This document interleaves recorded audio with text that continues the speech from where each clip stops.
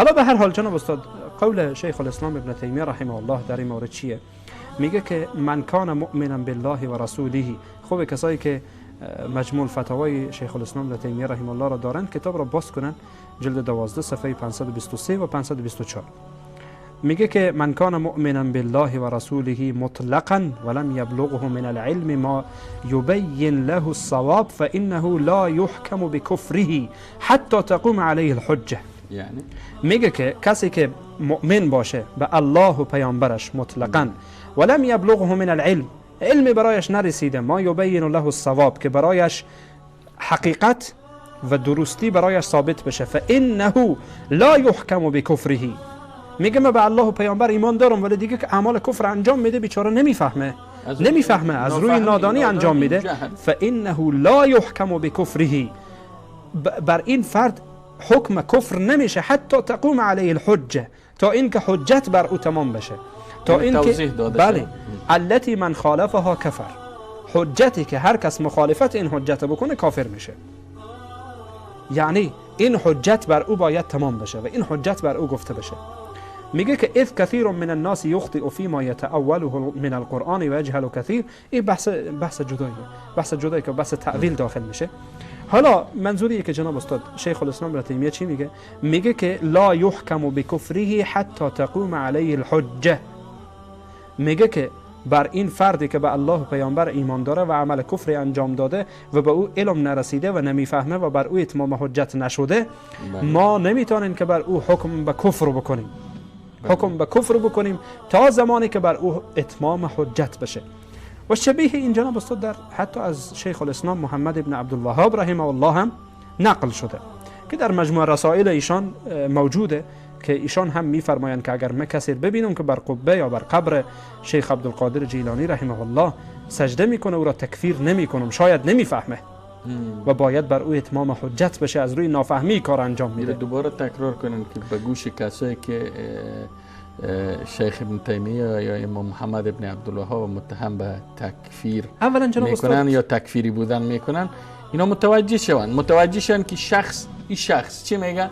حتی کسی را که در حال سجده در قبر میبینه میگه من او را بر او حکم کفر نمیکنم.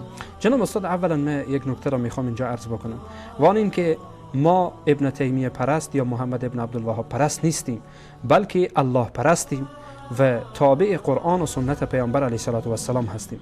اما چرا از این بزرگواران دفاع میکنیم؟ به خاطر اینکه بر اینها تهمت زده شده، بر اینها دروغ بسته شده. و الا اینکه جناب استاد، مادامی که ابن تیمیه رحمه الله و محمد ابن عبدالوهاب و هر کس دیگری خلاف قرآن کریم و سنت پیامبر علیه السلام حرفی بزنه، حرف او میزنیم به دیوار، حرف او را میزنیم به دیوار و حرف او به پیش ما قابل ارزش نیست. اما چرا از اینها دفاع میکنیم؟ به خاطر اینکه بر اینها دروغ بسته شده.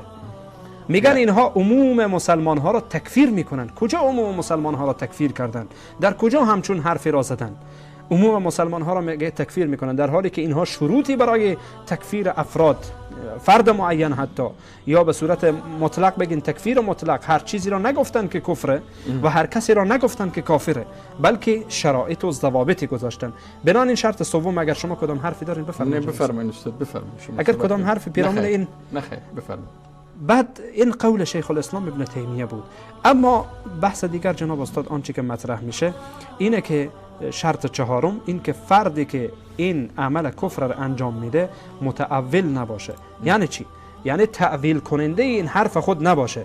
حالا یک علم، یک چیزی برای او رسیده و بر اساس این علم خود میاد یک چیزی را تعویل میکنه.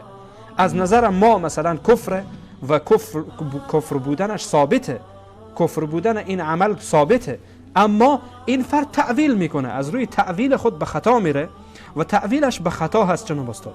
تعویلش به خطا هست، تعویل بیجا میکنه، در حالی که حقیقتا یک دلیلی به نزد خود آورده یا یک شبهه‌ای به نزد خود آورده و بر اساس همین داره مانور میده، در حالی که برایش ثابت نیست. فکر میکنه بر حق، در حالی که این عملش عمل کفره، ولی از روی تعویل یک عمل کفر را انجام میده. ما نمیتونیم جناب استاد بر این شخص متأول یا بر این شخصی که تعویل میکنه ما او را تکفیر بکنیم یا او را کافر بخوانیم. بنابراین جناب استاد 4 شرطی که در فرد معین یا تکفیر معین موجوده. اولا شرط بلوغه، بلوغ و عقل. بله. بلوغ و عقل این خیلی مهمه، بینندگان عزیز و گرامی داشته باشن. شرط سوم اینه که از روی قصد و از روی اختیار باشه. این کفری که انجام داده یا این کفری که گفته از روی قصد و اختیار باشه. شرط سوم جناب استاد شرطیه که این فرد، یعنی این فردی که انجام میده، بر او اتمام حجت نشده باشه، یعنی از روی جهل این کار را انجام نده، بلکه میشه که شروط جهل بود. بله، از روی جهل انجام نده، بر او اتمام حجت شده باشه. بله. بر او اتمام حجت شده باشه و بعد از اتمام حجت اگر دوباره این عمل کفر انجام داد، با مد نظر داشتن شروط دیگر، این فرد بر او حکم کافر بودن یا حکم این میشه که این فرد تکفیر میشه، تکفیر معین میشه. و شرط چهارم جناب استاد اینه که فردی را که تکفیر میکنن متأول نباشه، یعنی این که بر اساس علم و دانشی که داره تأویل نکنه، چون اگر قرار باشه که این فرد تأویل بکنه و بر اساس علم و دانشی که داره به خطا رفته باشه، ما نمیتونیم آن را مطلقاً تکفیر بکنیم، نمیتونیم این فرد معین را تکفیر بکنیم. پس بنابراین جناب استاد نه ما مثل خوارج هستیم که بدون شرط و شروط افراد را تکفیر بکنیم، نه هم مثل مرجئه هستیم که بگیم ابداً تکفیر معین وجود نداره.